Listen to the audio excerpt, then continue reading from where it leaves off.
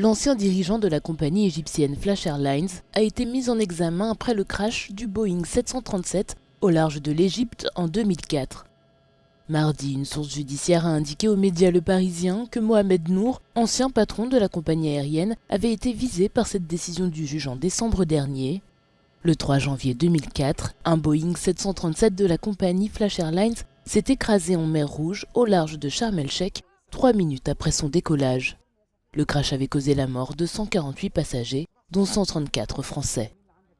Une enquête avait été ouverte à l'époque, mais l'affaire avait été classée sans suite, la justice ayant estimé que les charges étaient insuffisantes. Sur les 17 ans que ça dure, 18 ans, il a fallu que nous nous débrouillions tout seuls pour faire notre deuil.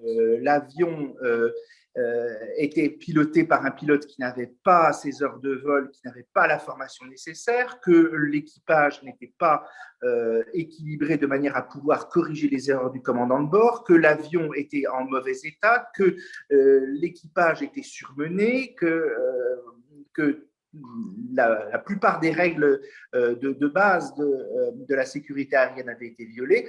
Les familles des victimes avaient elles-mêmes mandaté des experts qui avaient mis le doigt sur tous les acteurs de cette catastrophe. Les preuves avaient été rassemblées dans un rapport publié en 2007. La Cour d'appel de Paris avait ordonné de nouvelles investigations en 2019. Avec cette mise en examen, les familles espèrent enfin pouvoir assister à un procès.